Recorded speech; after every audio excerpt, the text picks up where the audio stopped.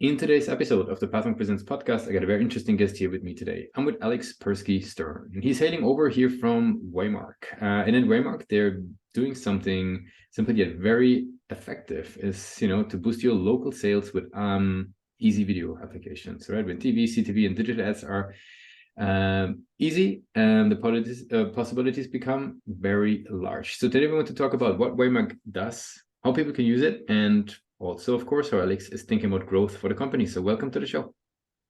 Hi, thanks for having me. Of course. Yeah. So maybe give people like a quick overview. What is Waymark all about for the ones who haven't heard about it yet? Yeah, of course. So we've really been making very, very easy to create high quality video for the last 5 years now. But over the last 18 months, we've been in a really nice position to take advantage of what is an incredible bloom in generative AI. So you've started to see a lot of AI applications beyond even the kind that Pathmark is using in things like DALL-E and ChatGPT have caught a lot of headlines and people's attention. But really, it started with GPT-3 launching about 18 months ago. And there's just been an incredible energy around truly generative AI. And so what Waymark we've been able to do is make really, really, truly custom, instant, high quality video, and especially focusing on video ads for local businesses. So in really 2 minutes, you can have something that is pretty unbelievably custom, high quality, and really works for people who aren't even creative or aren't tech savvy. Gotcha.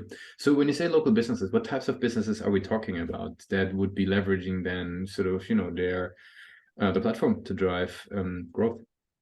Yeah, really, Waymark works for truly any business, and especially any business that has some kind of online profile. So we see a range from kind of at the larger end, there are auto dealerships and home services and furniture store type of local businesses. And then my favorite is always a face painting mom is about as small as you can get was a great business name for a truly, truly local business. So we work both directly with those kinds of local businesses, and then we also work with businesses that work with local businesses. So larger media companies and agencies that do a lot of video production and are helping small businesses like that get online, promote themselves, etc. Mm-hmm. Gotcha. Very cool. So now then, if we're talking about these types of businesses, right, they might, at least what we hear here on the show, sometimes it can be tricky, right, to find them online or, maybe like build a digital strategy around it. How do you think about that? Like, how do these folks actually learn about Waymark and how do they get started?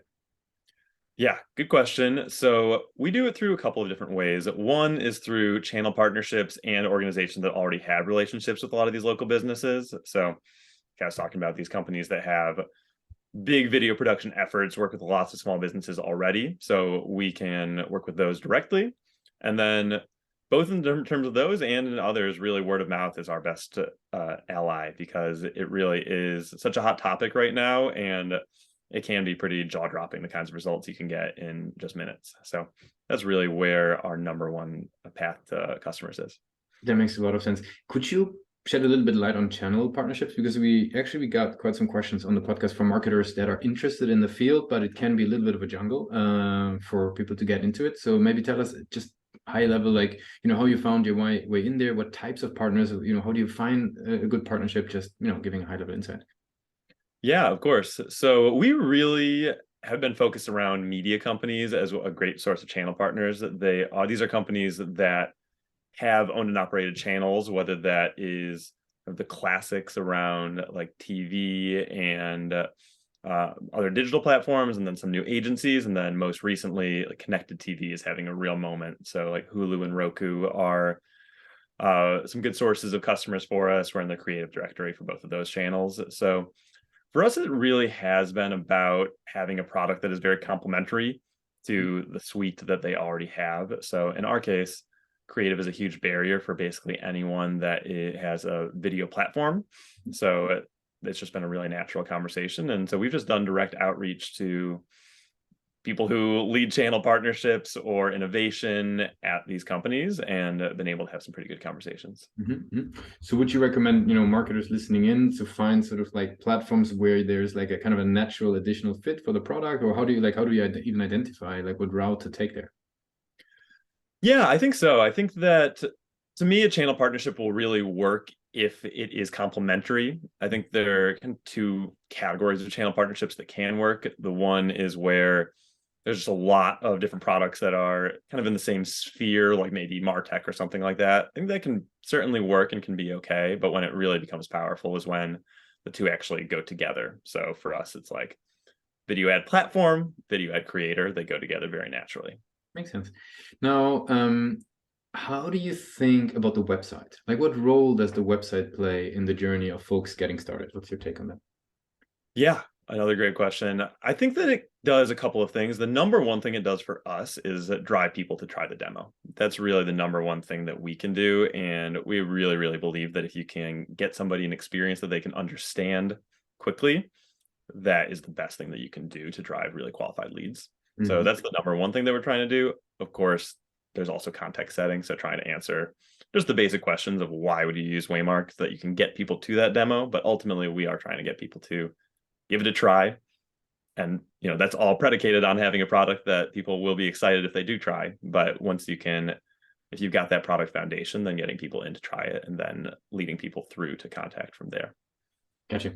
Very good. So now, if we talk about the current website, right? Like, because we got folks on the show, they're always very critical with their page. It's quite interesting. Yes. Like, where do you see sort of like a strength of the current page versus where do you see room for improvement when it comes to driving that goes through the page?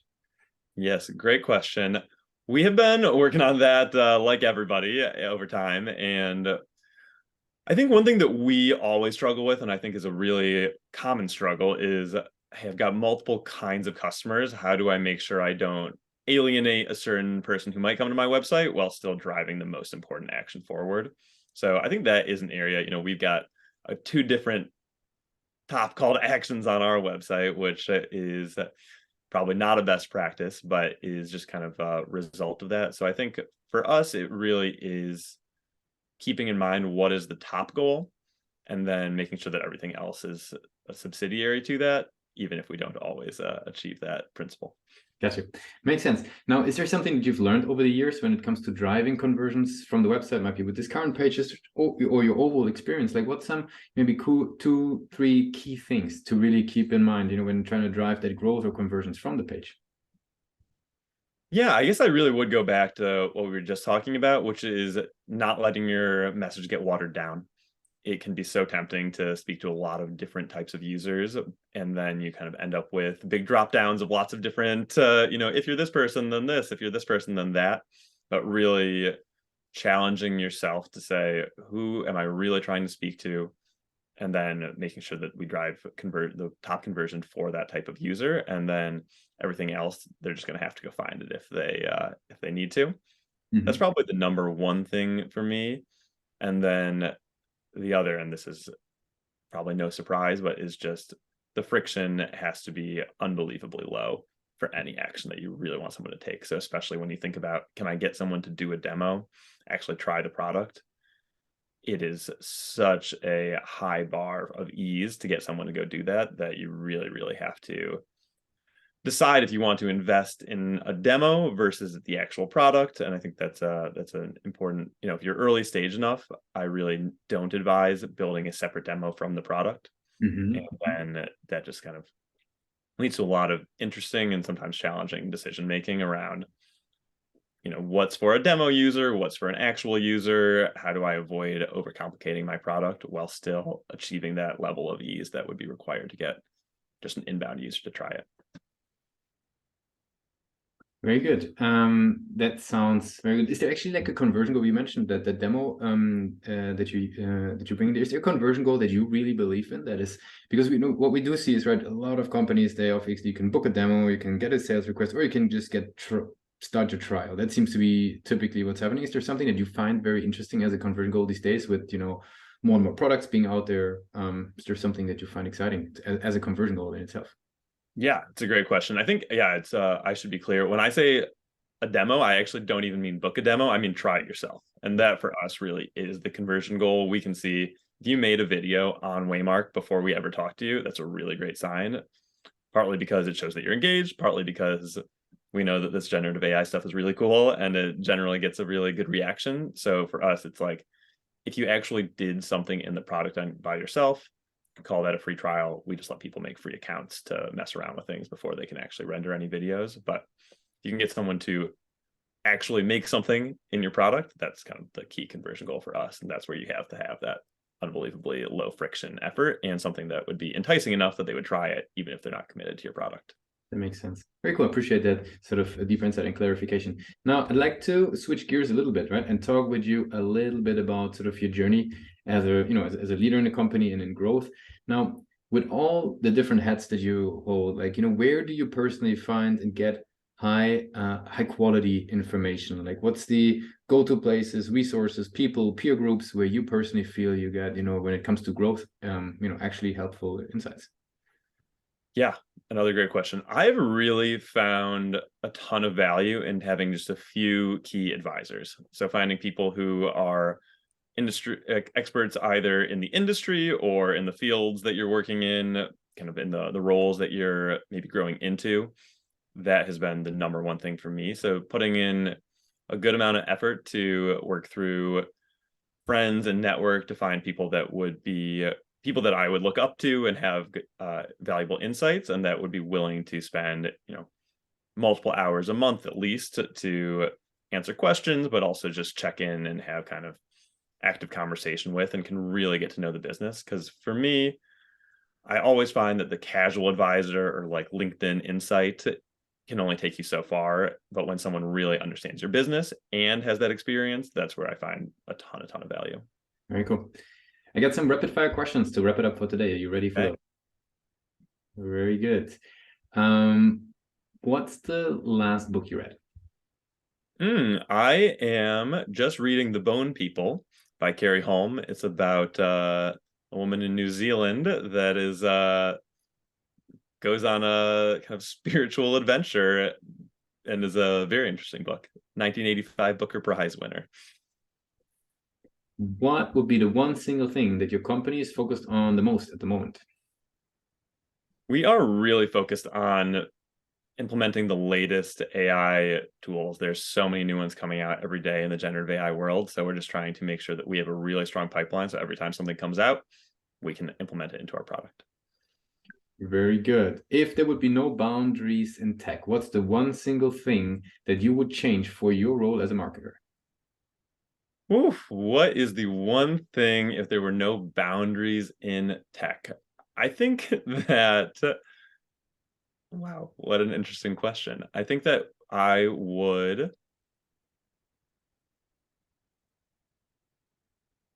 really try to, I keep coming back to this demo. Like, all I really want is for everybody to try it. So I think that I would just kind of create a custom experience for every single person who came to the site, and by understanding who they are without it being creepy, and just make a personalized video experience for truly everybody who walks in. Very cool. I'm dreaming maybe it's more like the AR VR world starts to get really fun too, but I won't dream quite that crazy. And for the very last question, right? If today would be your very first day working on it with Waymark, what's the one advice you would give yourself for that journey? Is this for my first day or my last day? Sorry, I missed the beginning of the question. If this for my first day, it would definitely be didn't occur yet, I assume. Yeah, I know it has not yet. I'm like, what would I give my parting self advice on? But my starting self, maybe a little easier to think about. It would definitely be about focus. I think just remaining extremely focused on a single customer and their problem, and always being persistent and diligent in solving that specific problem for that specific user, making sure everything is extremely high value for them. Very good. Appreciate that.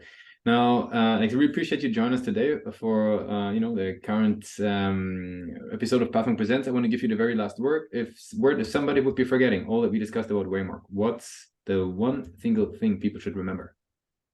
Yeah, it would be generative AI is very real. People are starting to catch on to that, but you really can do things that make your jaw drop, and you wouldn't have believed 2 months ago. So just come try it. Try the demo on waymark.com. Thanks a lot for being a guest on Pathmark Presents. Thanks so much.